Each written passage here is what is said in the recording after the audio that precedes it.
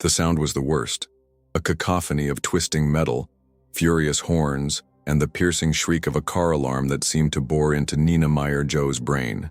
She squeezed her eyes shut, hands pressed to her ears, trying to block out the sensory overload that threatened to swallow her. At 19, Nina had already learned to navigate a world not built for her, but car crashes didn't come with instruction manuals. The smell of burnt rubber and the flashing strobe of the emergency lights, beginning to arrive, composed a personal hell. She rocked gently back and forth in her seat, a rhythmic motion that was her only anchor amidst the chaos. "It's okay, Nina. Just facts. Focus on the facts," she whispered to herself, repeating the mantra her mother had taught her. The fact was, a car had run a red light and slammed into the side of her vehicle. Fact 2, no one seemed seriously injured, just scared and angry. Fact 3, the police were coming, and that filled her with a cold dread. The siren grew louder, closer, and finally ceased with an electronic groan. A door slammed. Heavy footsteps approached. "Miss, I need you to exit the vehicle," a gruff voice said. Nina opened her eyes. A burly police officer, with a thick mustache and impatient eyes, stood beside her window. His name tag read, J. Petrovich. Nina Meyer-Joe was only 19, and had never imagined that a simple trip to the library would end in an accident scene, let alone that the officer tasked with helping would make her the target of his disdain. She turned off the car, her hands trembling slightly, and stepped out. The other driver, a middle-aged man named Marco Yorga Barbieri, was already gesticulating wildly, recounting his version of the story to the second officer, Soren Le Suzuki. "She came out of nowhere, ran the light, I swear," Marco shouted, indignation dripping from every word. It was a blatant lie, but spoken with the confidence of someone accustomed to being believed. "Officer Jakub," Petrovich glanced from Marco to Nina, and his face contorted into an expression of boredom and irritation. He saw a young girl, avoiding his gaze, rocking subtly. To him, this wasn't a sign of autistic sensory overload. It was a sign of guilt or instability. "What's your story, kid?" he asked, his tone already laced with skepticism. Nina took a deep breath, trying to organize the facts in her mind. "I was proceeding through the main road. The light was green for me. Mr. Marco Yorga Barbieri's vehicle failed to yield to the red signal on the cross street and collided with my passenger door." Her speech was precise, almost robotic, devoid of the emotion Petrovich expected from an accident victim. He crossed his arms, a sneer beginning to form on his lips. "Really? Because he seems pretty sure it was you who ran the light." Nina didn't waver. "His perception is incorrect. Facts are immutable." The girl's unexpected calmness and formal language seemed to irk Petrovich even more. He saw it as arrogance, not a coping mechanism. He had already decided who was at fault. It was easier to blame the strange girl than the articulate, furious businessman. In a quick flashback, Nina remembered a conversation with her mother, Irina Balogun-Koch, a few years prior. They were sitting on the porch, and Nina was upset because some children at school had called her weird. Irina, with her calm and imposing presence, held her daughter's hand. "Nina, the world won't always understand you. People fear what's different, but you have a strength they don't. Truth. Cling to the facts. They are your armor and your sword. No matter how loudly others may shout, the facts remain silent, waiting to be seen." This memory gave Nina the strength to continue. She wouldn't cry. She wouldn't yell. She would present the facts. "There's a traffic camera at the intersection," Nina said, pointing. "It will confirm my account." Petrovich didn't bother to look. "Those cameras aren't always working. I'll need your driver's license and registration." As Nina retrieved the documents, she felt the need to reassure herself and, perhaps, the officer. "My mother is on her way," she said. "She'll sort everything out." Petrovich let out a short laugh. "Oh, Mommy's coming? And what's she going to do, scold me?" Nina didn't understand the sarcasm. She replied with sincerity. "My mother is highly competent in conflict resolution. She's in the Special Forces."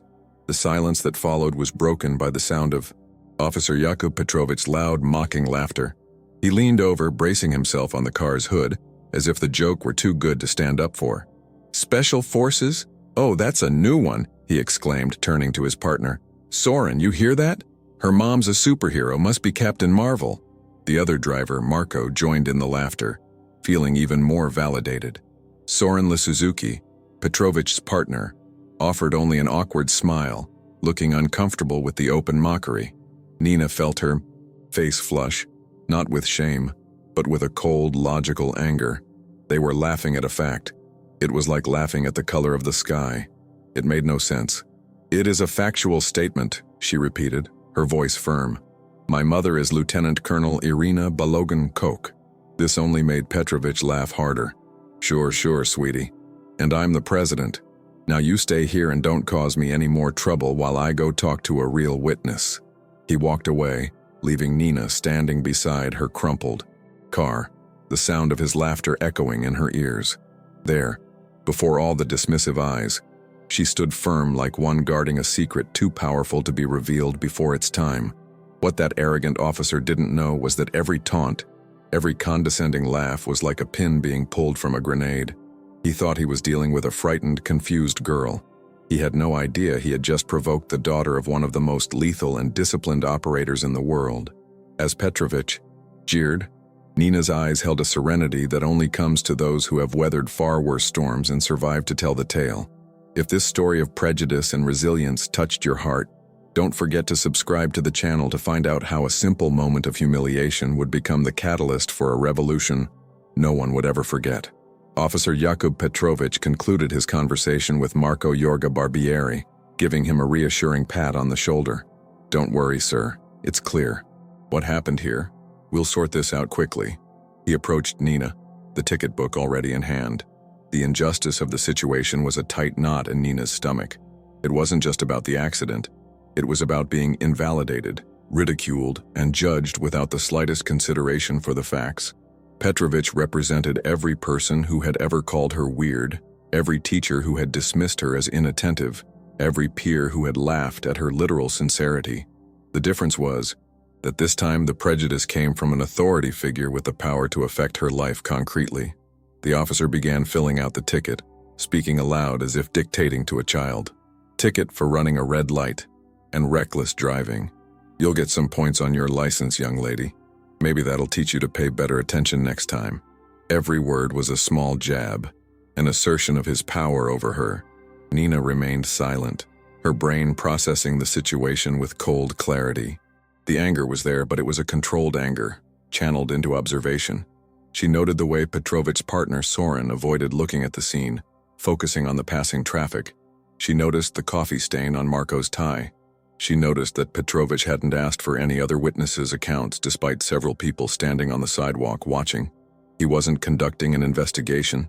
He was staging a predetermined conclusion. "Do you have anything to say in your defense?" Petrovich asked, a challenge in his voice as if daring her to contradict him. "I have already stated the facts," Nina replied. "Repeating them will not alter their validity. Truth does not depend on your belief in it." The philosophical, calm response seemed to ignite Petrovich's arrogance even further. "Oh, the Special Forces philosopher. Listen here. In my world, the facts are what I write in this report, and my report will say you caused this accident. End of story." His cruelty was so casual, so natural to him, it was almost more frightening than open anger. To him, Nina wasn't a person. She was an inconvenience, a stereotype to be quickly catalogued and discarded. It was then that a black sedan, unmarked and with tinted windows, pulled up silently behind the police car. It wasn't a flashy vehicle, but it had an aura of understated authority that made even the noisy traffic around it seem to quiet down. The driver's door opened, and a woman stepped out. She was tall and slender, with a posture that exuded discipline. Her hair was pulled back in a tight bun, and her eyes, a glacial blue, seemed to absorb the entire scene in a single instant. It was Irina Balogan-Koch. She didn't rush. She walked with calm purpose towards her daughter, ignoring the officers and the other driver. Her focus was entirely on Nina. "Are you all right?" Irina asked, her voice low, but resonating with unmistakable authority. "I am physically unharmed," Nina replied, the subtle relief in her voice the only crack in her composure. Irina placed a hand on her daughter's shoulder, a gesture of protection and solidarity.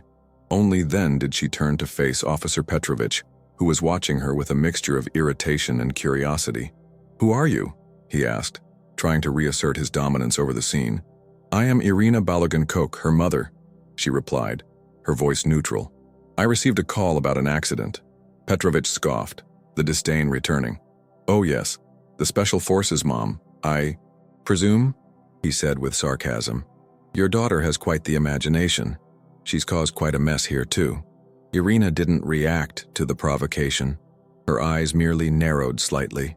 She was an expert at reading people, at identifying weaknesses and intentions in micro-expressions. In Petrovich, she saw an insecure man who masked his mediocrity with cheap aggression. It was a type she knew well, both in combat zones and in bureaucratic boardrooms. "Officer," she said, her tone now with a thread of steel. "What is your name and badge number?" Petrovich was taken aback by the direct question. "Officer Petrovich, and I don't have to give you. According to your department's regulation, Section 4, Paragraph B, you are obligated to identify yourself to any citizen who requests it. Now, your badge number, please." The precision of the citation threw him off balance. He glanced at his partner, who merely shrugged. Reluctantly, he recited his badge number. Irina memorized it instantly. "Excellent. Now, Officer Petrovich, can you explain the procedure that led you to conclude, without consulting available evidence such as the traffic camera, that my daughter was at fault?" Petrovich's arrogance surged back like a wave. "I am the officer on scene. My experience tells me what happened. The girl was acting strangely, evasively. The other gentleman was clear and direct. I made my determination."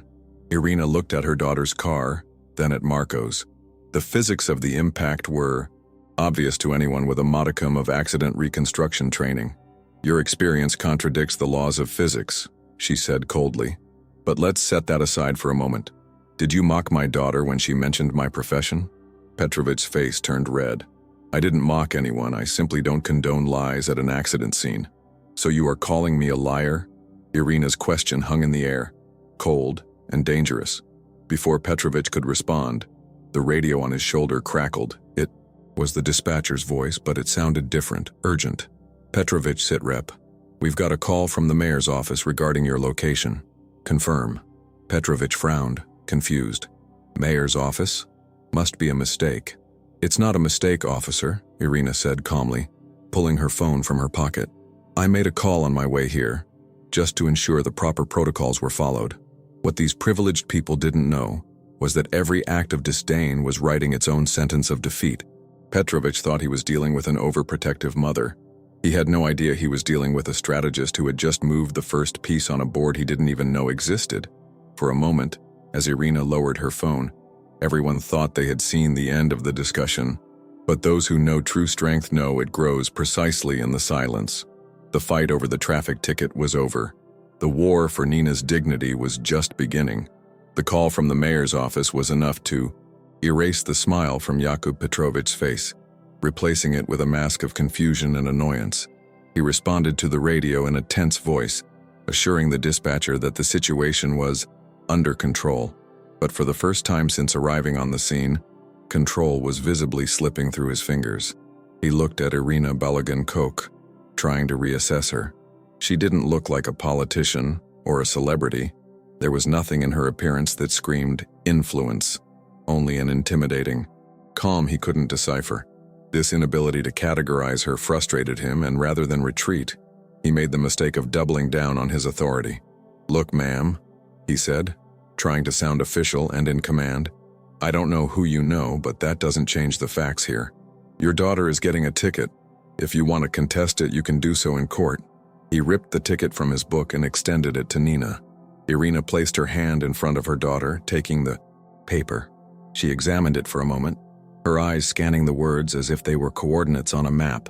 Then she carefully folded the paper and put it in her pocket. "We won't be going to court, Officer Petrovich," she said, her voice low and precise. "The court will come to you." The veiled threat was so unexpected, so out of the ordinary, that Petrovich could only stare, perplexed.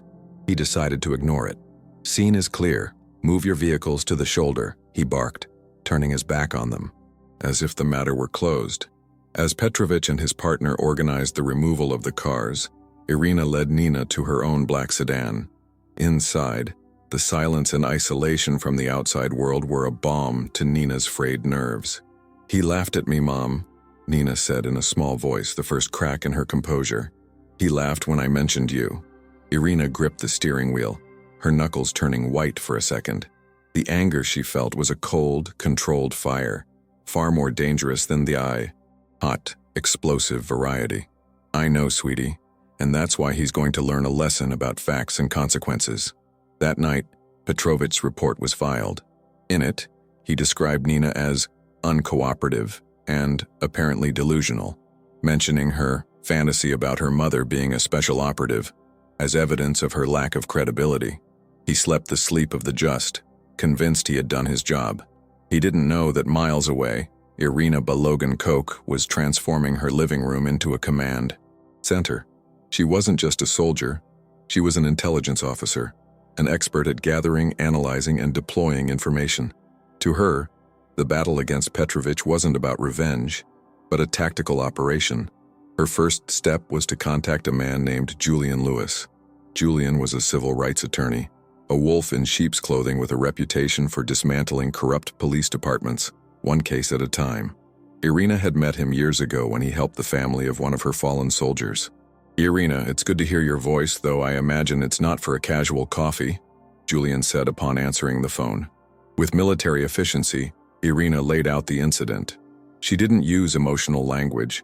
She presented the data, the location, the time, the names, Petrovich's actions, the exact words he used. Julian listened silently. "They always underestimate people," Julian said finally, a weary anger in his voice. "They see an autistic girl and think she's an easy target." "What do you want to do, Irina? A formal complaint? A lawsuit?" "I want systemic accountability," Irina replied. "Petrovich isn't a bug in the system. He's a symptom. I want to expose the disease." In the following days, Petrovich's life continued as usual. He issued more tickets, responded to more calls, laughed with his colleagues about the spacey girl and her Rambo mom. He felt invincible, protected by the shield of his profession and the solidarity of the thin blue line. Meanwhile, Irina and Julian were assembling an arsenal of information. Julian, through legal channels, requested the release of Petrovich's body cam footage and the traffic camera footage from the intersection. The department, as expected, stalled, citing technical difficulties and bureaucratic processes. They didn't know that Irina didn't need to wait for them. Using contacts and resources Julian couldn't even dream of, Irina obtained an unofficial copy of the traffic camera footage in less than 24 hours. The image was crystal clear, unequivocally showing Marco Yorga Barbieri's car running the red light. This was the first small victory, the first piece of ammunition in her clip. Then, Irina turned her focus to Petrovich. She did nothing illegal. She simply compiled publicly available data. Previous complaints against him, court rulings in cases where he testified, comments on online police forums where he boasted about his no-nonsense approach. A pattern began to emerge. A history of dismissing female witnesses, of making derogatory comments about minorities, and of reports that conveniently omitted facts that didn't fit his initial narrative. Nina also played a crucial role. With her eidetic memory, she wrote a 20-page statement detailing every second of the incident, from the color of the car that passed 3 vehicles ahead before the collision, to the exact intonation of every word Petrovich uttered. Her testimony wasn't emotional. It was a transcript of reality, as precise and undeniable as a recording. It was when they all laughed at her that something unexpected began to take shape. The very trait they used to dismiss her, her literal, detail-oriented mind, was becoming the most potent weapon against them. For a moment, when she accepted the ticket without protest, everyone thought they would witness just another predictable failure, another different person being put in their place. But what they didn't see was the resilience forged by years of training from a mother who taught her daughter to turn her differences into superpowers. Julian Lewis looked at the dossier Irina had assembled. It was over 100 pages, cross-referenced, with data analysis and transcripts. "Irina," he said, marveling, "this isn't a case. It's a battle plan. They think they're preparing for a skirmish in traffic court. They have no idea you're preparing for a full-scale invasion." Nina's apparent defeat at the accident scene had merely been a strategic retreat, a moment to observe the enemy and identify their weaknesses. Now the counteroffensive was about to begin, and it would be silent, methodical, and utterly devastating. The police department, under continued pressure from Julian Lewis and the mayor's office, finally agreed to hold a public community review hearing. Their intention was clear: to turn the hearing into a public relations spectacle, a forum to hear citizen concerns while vehemently defending their officers' actions. The police chief, a man named Hugo Navarro, prepared a speech about the challenges officers face and the importance of trusting their seasoned judgment. Jakub Petrovich was instructed to attend, sit in the front row, and appear as a stoic, unjustly accused public servant. To them, it was theater, and they controlled the script. This was precisely what Irina Balogun-Koch and Julian Lewis had anticipated. The hearing was scheduled for a Tuesday evening in the City Hall auditorium. The room was packed with local reporters, community, activists, and other police officers who had come in support of Petrovich. He felt confident, surrounded by his peers, the center of attention. He exchanged smug smiles with his colleagues, the man of the moment. The hearing began as planned. Chief Navarro delivered his polished speech. A representative from the police union spoke about the danger of questioning an officer's decisions in the field. It seemed the narrative was firmly in the department's favor. Then, time was opened for public comment. The first person to approach the microphone was Julian Lewis. "Good evening. My name is Julian Lewis. I'm not here to speak about one incident, but about a pattern." The room fell silent. Julian's reputation preceded him. A pattern of disregarding evidence, of favoring prejudice, and of abusing authority. And Officer Jakub Petrovich is the primary example of this pattern. A murmur rippled through the room. Petrovich stiffened in his seat, the smile vanishing from his face. Chief Navarro looked annoyed at the disruption of his carefully orchestrated event. "Mr. Lewis, if you have a specific complaint, there are appropriate channels."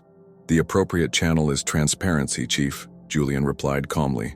"And that is why I would like to show everyone here a small piece of footage." Before anyone could object, the giant screen behind the podium, which had previously displayed the city's crest, flickered and came to life. It was the traffic camera footage. The image was unmistakable. Marco Yorga Barbieri's car running the red light and colliding with Nina's vehicle. The entire room held its breath. The evidence was irrefutable. Petrovich felt a chill run down his spine. He started to sweat. The video continued, now showing Petrovich's arrival. His body cam, which Julian had finally obtained, was synced with the street camera footage. The audience could see and hear it all. The mockery, the laughter, the casual cruelty. Special forces? Oh, that's a new one. Petrovich's voice boomed through the auditorium, amplified, embarrassing. The sound of his own laughter haunted him. His face, once flushed with confidence, was now pale with panic. He looked at his colleagues, but they avoided his gaze. He looked at Chief Navarro, whose face was a mask of icy fury. The trap had sprung shut, but the final blow was yet to come. From the back of the auditorium, a figure walked down the center aisle. It was Irina Balogun-Koch, but she wasn't in civilian clothes. She was in her army dress uniform, ribbons and insignia glinting under the lights. The silence in the room was absolute. Every eye was fixed on her as she approached the podium.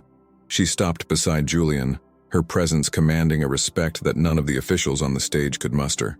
"My name is Lieutenant Colonel Irina Balogun-Koch," she said, her voice calm, but carrying the weight of years of command. "I have served this country for 22 years. I have fought on 3 continents to uphold the ideals of justice and truth, ideals that your officer, Chief Navarro, spat upon for convenience and prejudice." She turned and looked directly at Petrovich. Her eyes held no anger, only a cutting disappointment. "You wear a uniform that is meant to symbolize protection. Instead, you used it to intimidate a young woman whose only crime was being different and speaking the truth. You failed not just as a police officer. You failed as a human being." Then, she gestured to the back of the Chumsiri. Nina Meyer-Joe walked up to the second microphone. She didn't look nervous. She looked focused. She looked out at the crowd, but her words were directed at one man. "Officer Petrovich," she began, her voice clear and steady. "You laughed at me. You dismissed me because my brain works differently than yours. You assumed my difference was a weakness. But my difference allows me to see the patterns you ignore. It allows me to remember the details you forget. It allows me to see the truth your prejudice hides." She paused, letting her words sink in. "You did not humiliate me that day. You merely revealed your own limitations. The truth didn't need you to believe it. It just needed an opportunity to be shown." Nina's dignity and strength were more impactful than any fiery speech. She wasn't acting like a victim. She was acting like a teacher, delivering a final, devastating lesson. Yakub Petrovich felt the world collapse around him. Cameras swiveled towards him, flashes blinding him. The looks from his superiors were of betrayal. He was no longer a thin blue-line hero. He was a liability, an embarrassment to be cut loose. The police chief, sputtering, promised a thorough and immediate investigation, but everyone in the room knew it was merely a formality. Officer Yakub Petrovich's career was over, not in a shootout or an act of bravery, but there, in a brightly lit auditorium, dismantled by the factual truth of a girl he deemed insignificant and the tactical precision of a mother he should never have provoked. As the revelations piled up and the masks fell away, one question hung in the air. Could bridges be built across such deep chasms of prejudice and privilege? The answer was beginning to take shape, not in the speeches of politicians, but in the unwavering partnership of a mother and daughter, who had turned ignorance into a stage for justice. Yakub Petrovich's downfall was as swift as his rise to arrogance had been prolonged. The day after the public hearing, he was suspended without pay. The thorough investigation was a mere formality. With the video evidence and overwhelming testimony, he was terminated from the police department in less than a week. He became an outcast. The same colleagues who had laughed with him now avoided him, treating him like a contagion that could infect their own careers. The union, which had initially defended him, withdrew its legal support, citing gross misconduct that tarnishes the reputation of all officers. He tried to find employment in other districts, but the footage from the hearing had gone viral. No police department wanted him. He ended up working as a night security guard at a warehouse, a shadow of the man who once swaggered with a badge and a gun. The irony of his fall a constant reminder of his failure. For him, the humiliation wasn't the loss of his job, but the loss of the power he so valued. The power to judge, to diminish, to be above others. Now he was nothing. His arrogance had left him socially bankrupt, isolated, and living a life of bitter regret. On the other hand, Nina Meyer-Joe's life bloomed in ways she never expected. The hearing hadn't broken her. It had forged her. Her and her mother's story was picked up by national newspapers and television programs. Nina, with her disarming clarity and honesty, became an unexpected voice for the neurodivergent community. She was invited to speak at conferences, not as a victim, but as an expert in communication and perception. She discovered that her unique way of seeing the world was, in fact, a superpower. She began working with Julian Lewis and other activists to develop new training protocols for first responders, teaching them how to recognize and respectfully interact with people on the autism spectrum. Her work had a real impact, changing policies and, more importantly, changing minds. The civil lawsuit Julian Lewis filed against the department was settled out of court for a substantial sum. Irina and Nina didn't keep a penny. They used the money to establish the Coach Joe Foundation for Justice and Understanding, a nonprofit organization dedicated to providing legal support for families facing discrimination and funding educational programs that promote neurodiversity. Irina continued her career in the Special Forces, but her greatest victory wasn't on a distant battlefield, but in the fight for her daughter's dignity. She watched Nina transform from a young girl trying to survive in a confusing world into a confident woman actively reshaping that world for the better. Officer Soren Suzuki, Petrovich's partner, played a small but significant role in the resolution. He came forward voluntarily during the internal investigation and corroborated every detail of Nina's account. Later, he sought out Nina and Irina personally. "I'm so sorry," he said, shame evident on his face. "I stood there and said nothing. I was a coward." Nina looked at him for a moment and then said, "The past cannot be changed, but your actions now can change the future. That's not cowardice." Her words of forgiveness, rooted in logic rather than emotion, gave Soren the strength to become an advocate for reform within the department. Their story became a powerful lesson. It demonstrated that true strength doesn't lie in superficial authority or loud aggression, but in quiet integrity, meticulous preparation, and the courage to stand up for the truth, no matter how unpopular it may be. The best revenge, as Irina and Nina proved, wasn't about destroying a man, but about building something lasting and positive from the ashes of injustice. It was about ensuring that what happened to Nina wouldn't happen to anyone else. A year later, Nina stood at the podium of a police academy, looking out at a sea of cadet faces. She was no longer the frightened girl on the side of the road. She was a leader. Every person you encounter is a universe of experiences you do not know, she told them, her voice resonating with quiet authority. Your job is not to judge these universes. It is to protect them. Empathy is not a weakness. It is your most important tool. Truth is not always loud. Sometimes it whispers. Learn to listen. Yakub Petrovich tried to shatter Nina's confidence, but he ended up shattering himself. Nina learned that true revenge isn't about striking back for harm suffered. It's about achieving a success and creating change that your enemies could never imagine. And you? What would you do if you were in Nina's shoes? Let us know in the comments if you've ever witnessed an injustice and what you did about it. If stories like this, where intellect and courage triumph over prejudice, inspire you, subscribe to the channel, like this video, and share it. Sometimes the greatest revolutions begin with the simplest act of refusing to be silenced.